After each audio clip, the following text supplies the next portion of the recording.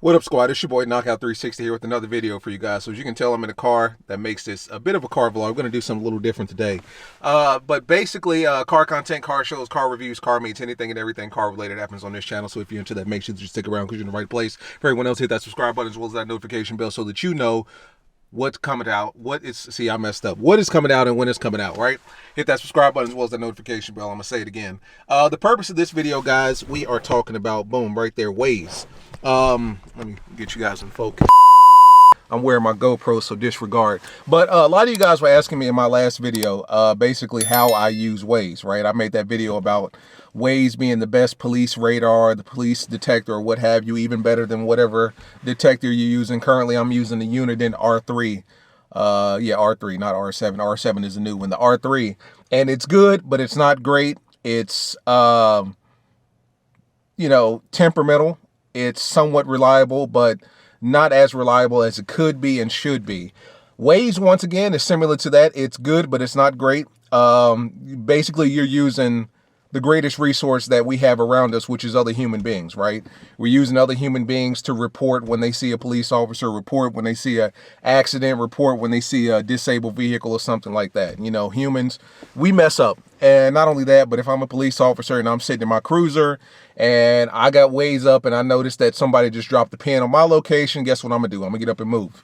But I wanted to show you how I use Waze. Forgive me if I'm sweating because it's hot as hell. Haven't even started my car yet. This is going to be a cold start as well. But I wanted to show you how I use Waze and how it benefits me. Because a lot of you guys were asking, well, do you use it for the GPS? No, I don't like Waze for GPS. I don't like Waze for any other reason than really just police, to be honest with you. I always use Google Maps when it comes to like GPS and a location, what have you. I do not use Waze. I do not trust Waze. I do not trust Apple Maps, although I'm pretty sure I could.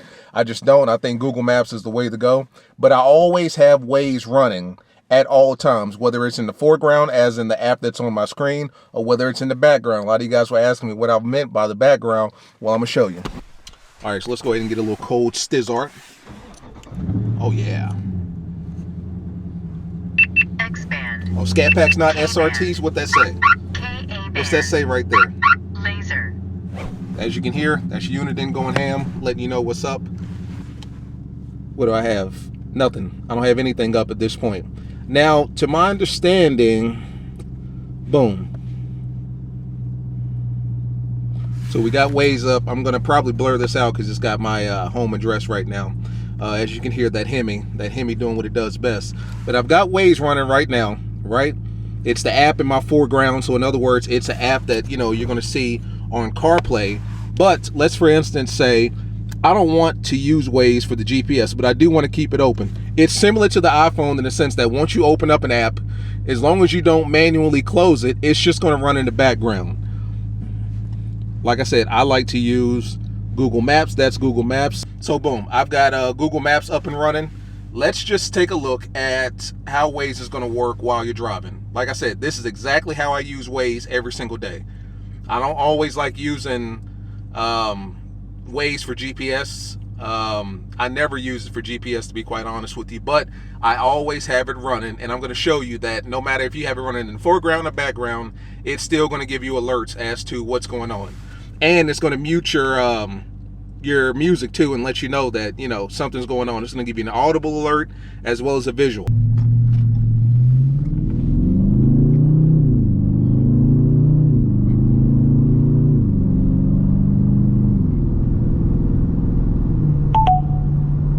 And see, that sound was Waze telling me that I'm speeding, because I've got it set to where 10 miles over the speed limit, it should give me a notification that I'm speeding. That was Waze. Nothing popped up for Google. That was Waze that did that. I didn't have any music playing, but I mean, you did hear it. And if I did have music playing, it would have muted that and given me the sound. So once again, that's a surefire, I guess, like a sure notification or way to know that Waze is working. Now, I can't guarantee you we're going to see any cops, but this will at least give you some sort of insight into how Waze works in the background. Because I know a lot of you guys have been using it in the foreground all the time, and I know a lot of you were saying that you don't like how the GPS feature works. In other words, you just don't like the accuracy or what have you. I understand that and I agree. I don't like it whatsoever, which is why I keep it in the background all the time. But every single time I start my car, I put Waze in the background, and then I put Google or whatever app I'm running in the foreground. You know what I'm saying?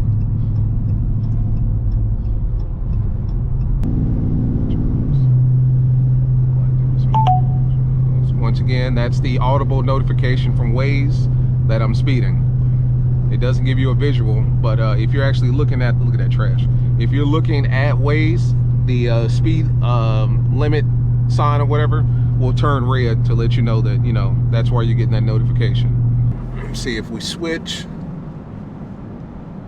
Boom, that's where we are now. Whole lot of traffic, and then we can just switch right back to Google Maps right on top of it. Okay, since we are at a stop sign here, let's run it back to Waze, see what's going on. That's why I don't like Waze right there, because that looks like a cartoon. We've got what, teal and purple.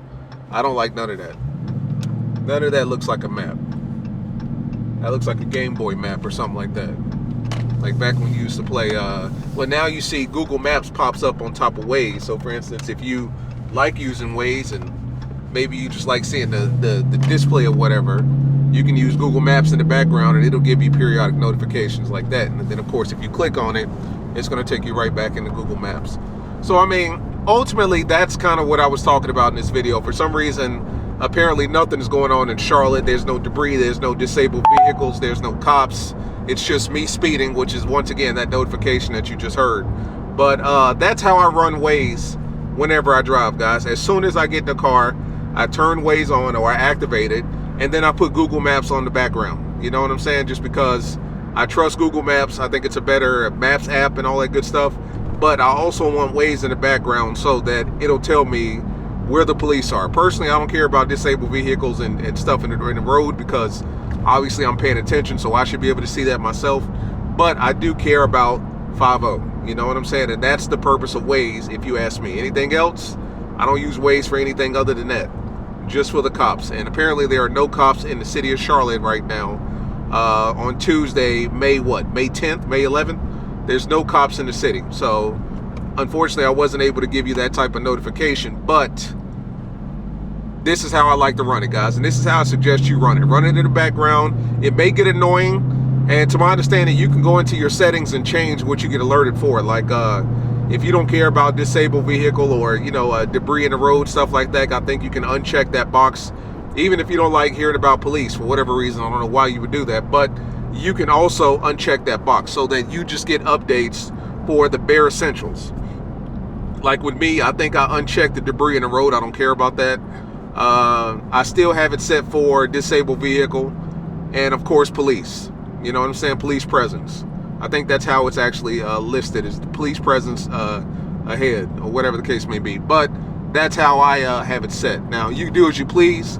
You can get as many notifications as you want. But me personally, I like to keep it minimal and straightforward. But like I said, you guys need to be running Waze in the background at all times. Like just looking at the map, there's literally nothing on my route. But if you look a little bit closer, you see some stuff up here. It looks like traffic. Literally, my route is, apparently, the route that I'm taking today is the clearest of the clearest. Like there's nothing going on the streets of Charlotte today. But like I said, running in the background, save your life. It's, you know, it may be inconvenient, but it could save your life, and or not, maybe not save your life, but at least save you from getting pulled over by 12. But that's how I like to run it, guys. As always, it's Mini Boy Knockout 360. Sorry I couldn't give you guys some good stuff, some juicy stuff today. I wish there was cops all over the place, but apparently there's not, which actually may be a good thing. But as always, like, subscribe, comment. I'll see you guys in the next one. Peace.